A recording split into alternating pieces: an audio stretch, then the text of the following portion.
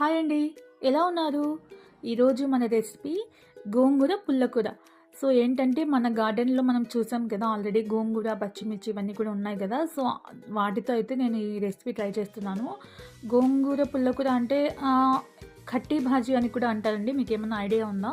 So process అయితే ఇక్కడ చూసేయండి. చాలా సింపుల్ అండ్ చాలా ఈజీ.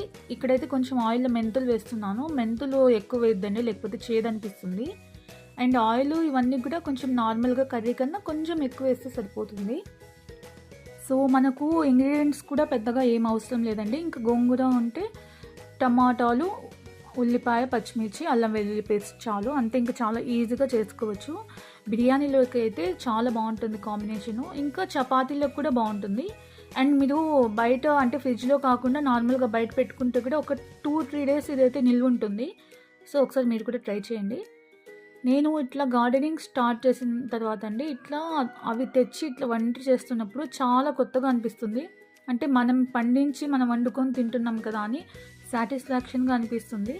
సో మీరు కూడా వీలైతే కొన్ని ఆకుకూరలు లేకపోతే ఏదైనా కూరగాయలు ఇట్లా మన ఇంట్లో మనమే పండించుకున్నాం అనుకోండి, మందులు అవి ఏమి ఉండవు, మనం చేసుకొని తింటున్నాం కదా. సో హ్యాపీనెస్ కూడా ఉంటుంది.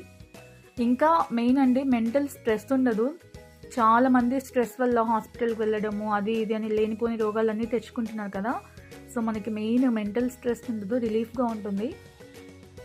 చూసారు కదా, చాలా ఈజీగా రెడీ అయిపోయింది. వీడియో నచ్చితే లైక్ చేయండి, షేర్ చేయండి అండ్ సబ్స్క్రైబ్ చేసుకోండి. ఫస్ట్ టైం ఎవరైనా చూస్తుంటే ఒకసారి డెఫినెట్గా రెసిపీ ట్రై చేయండి.